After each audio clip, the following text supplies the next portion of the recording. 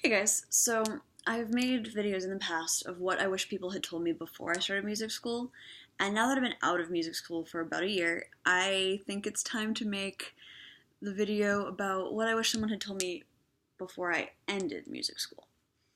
Um, the first thing I want to talk about isn't necessarily when you leave music school for good, but it's more about leaving degrees.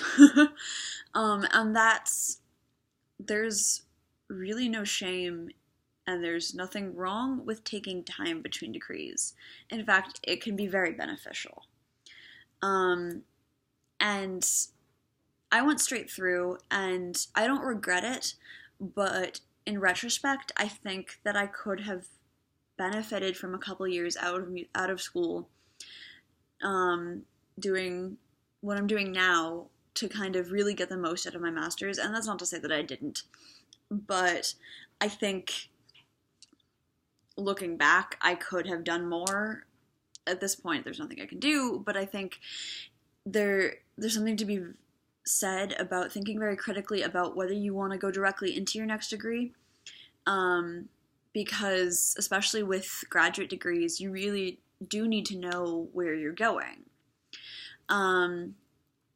So it's not to say that you can't go straight through, that you should take time off, that you shouldn't take time off. It's really just think critically about it and don't think there's any shame in taking time off if that ends up being your decision. The second thing is, no matter how much you prepare and how ready you think you are, there will be times where you are completely terrified and completely overwhelmed. Those of you who have been following me the past year know that around September of last year, I broke down completely and had to really rethink the way I was going about my career. And that's not to say that I didn't think I was prepared leaving music school. I really did. But there's nothing you can do to prepare for what life is going to throw at you. And that sounds so cliche, and it's true. The best you can do is know that you're not going to be prepared and roll with the punches.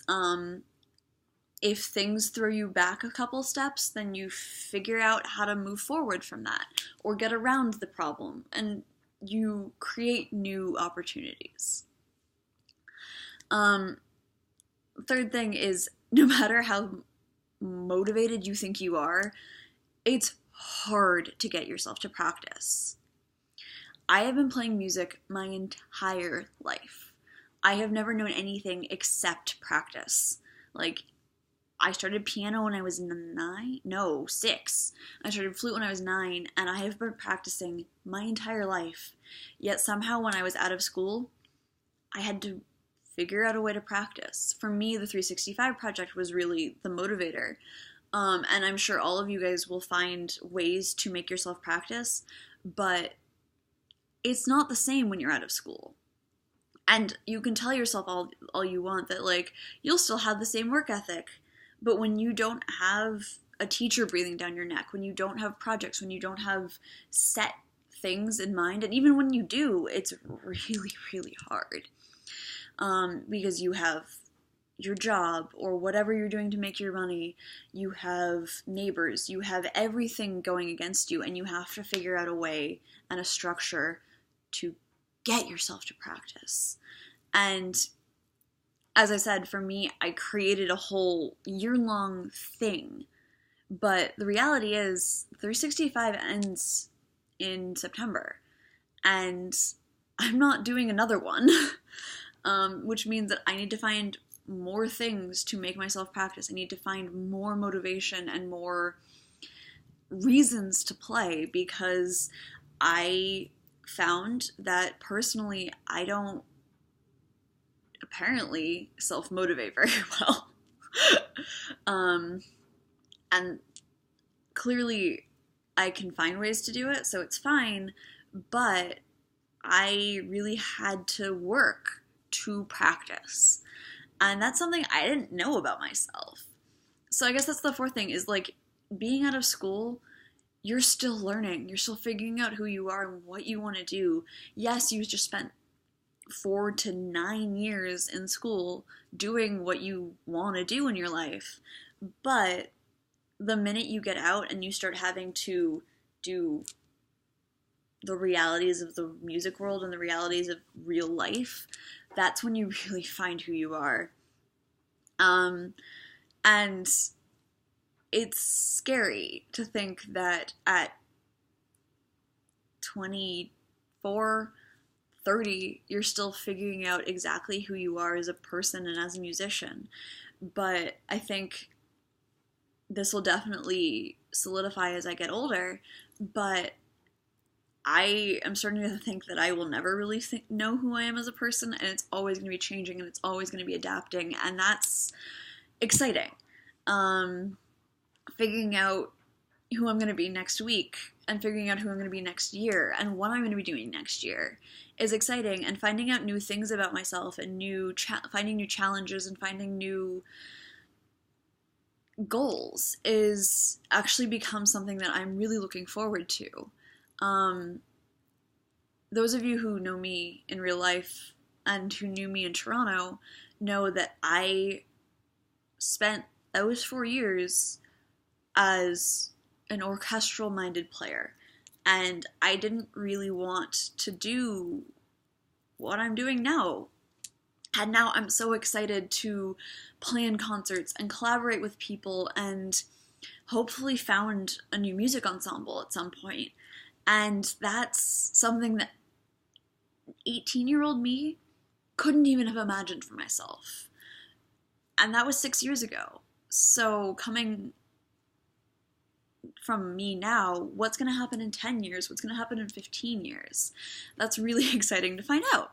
So I guess as a kind of overarching theme is be ready to find out new things and discover new things about yourself. And I think the last thing I want to leave you guys with, I think this is going to be a series again. The last thing is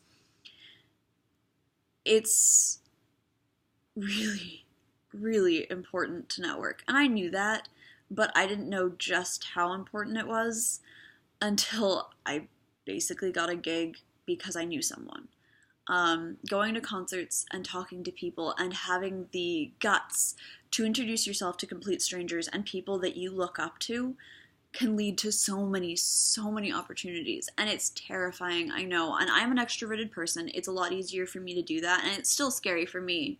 So for those of you who are more introverted or have more social anxiety, I completely understand that it's very, very difficult. But one of the things that I learned at Fresh Ink last year was at any event that you go to that is a music event or something that can lead you, like something that has connection to your field, introduce yourself to 3 people you don't know. They can even be people that other people that you do know, and use them as introductions. But make sure that you talk to, give your card to, or at least introduce yourself to 3 people you don't know. And if you do that every time you go out and every time you go to a concert, things will start working. Things will start clicking. You'll start having a network of people. And in the future, when you need something, you have a group of people that you've met and you've worked with, or just met and talked to, that you can connect to. Because right now I'm planning a recital. More details to come. And I got the venue through a friend of a friend who I did a gig with. I'm getting the other players that I'm going to be collaborating with through friends and through connections that I've worked with here in Chicago. And that wouldn't have happened had I not introduced myself to people and not just kind of bugged people enough until they remembered me. So I hope this is helpful. This is definitely just scratching the surface of things I wish someone had told me before I graduated. I don't think that list will ever end, but I always want to pass along my knowledge and pass along my experiences so that you guys make your own mistakes and not mine. As always, If you guys have anything you want me to talk about, please let me know. And I will see you tomorrow for the 365.